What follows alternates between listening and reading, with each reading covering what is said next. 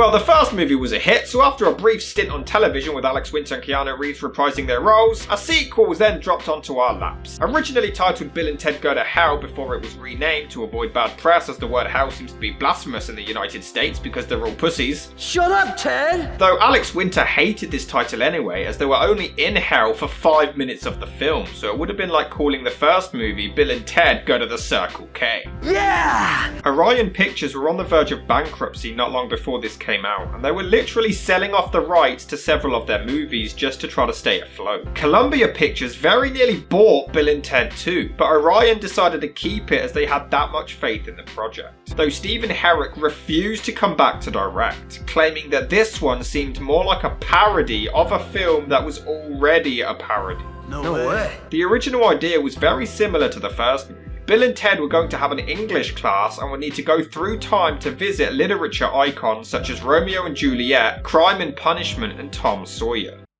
But they weren't real people, so how could they... Oh, never mind. What a shithead. This time around, some evil robot versions of our heroes are sent back in time by this evil thumb. Who am I to talk? The actor, by the way, admitted he truly regretted starring in this film because he's a shithead. But he's there to eliminate them and put an end to their most excellent band. You keep telling me you're gonna be the greatest band in the world, but you stink. Yeah. We don't understand it either. Bill and Ted then roam the afterlife to try to find a way to return to the living, save the medieval babes, defeat the robots, and let the wild stallions live on forever. Although the movie was a financial success, some felt this one was a step in the wrong direction. It was a lot darker and serious than its predecessor, though it did still gain a cult following with the series' fanbase. I mean, it is an Interscope picture. Oh, I can't wait to see 50 Cent and Eminem. The movie certainly is a lot darker than the first one. The opening looks like a damn Superman film. Look at it. Hey guys, shall we all watch the new Bill and Ted film? When our mission is successful, no longer will the world be dominated by the legacy of these two fools.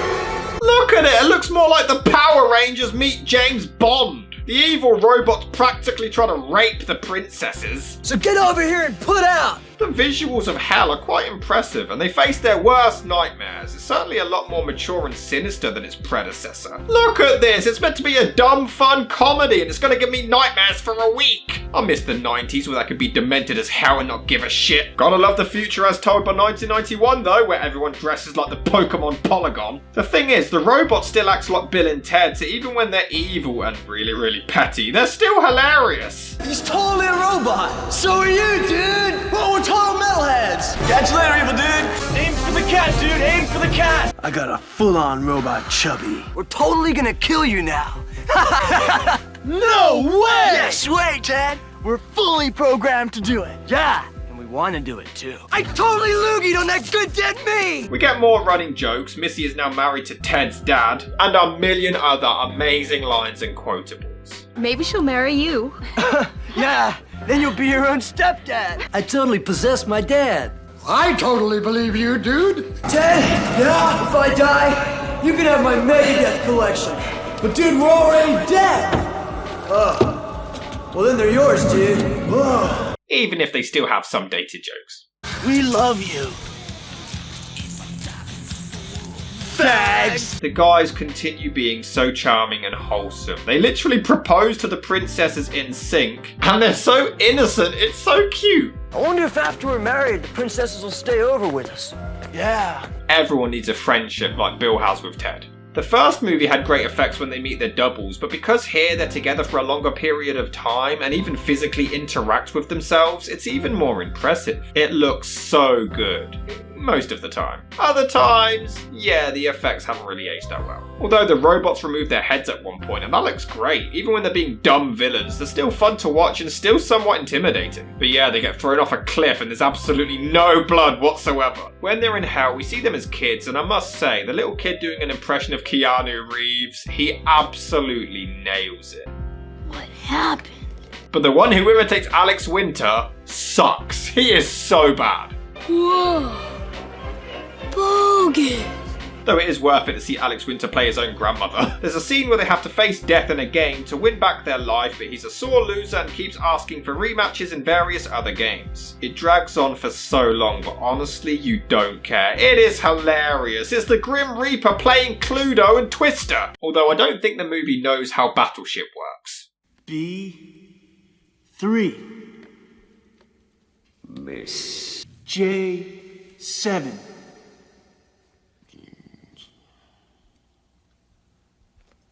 Hit.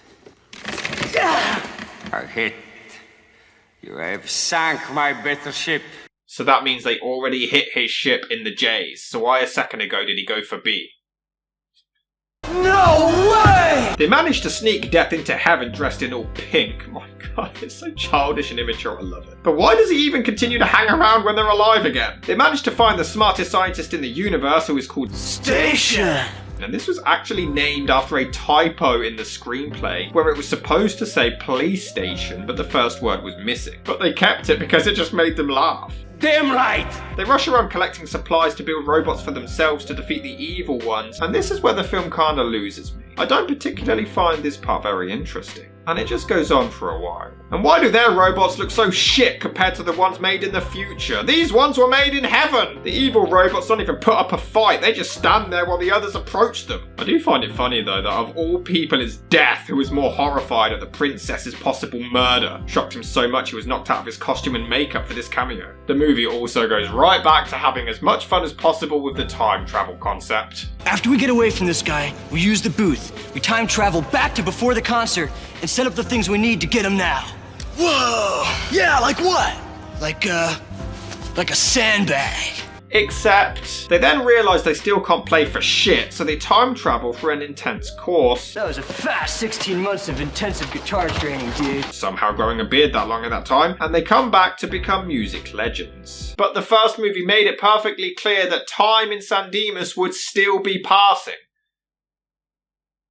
So did the crowd just continue to sit there for 16 weeks? Don't patronize me. It's also revealed that Rufus, again played by George Carlin, who stowed away in the phone booth earlier in the film, was in disguise the entire time and was the whole reason they got into Battle of the Bands to begin with. The problem? Rewatch the film because it makes no fucking sense! The first time we see the woman, I mean, this is Rufus.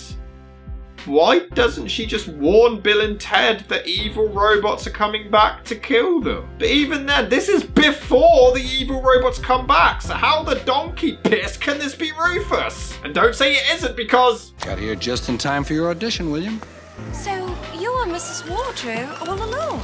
So how the fuck did Rufus get back to present day before the robots? And why didn't he warn them? And he's a massive prick. He literally hears the robots threaten murder and says... Well, good luck, gentlemen. What the hell, Rufus? Despite some nonsensical elements, Bill and Ted 2 is the most bogus journey through time. The evil future dude does an excellent job and the chemistry is totally top notch. The humor is over the top and non-heinous as always. I like that it's totally more mature and dark, and in some ways I prefer it to the first one. It's a bodacious experience and you should totally check it out, dudes!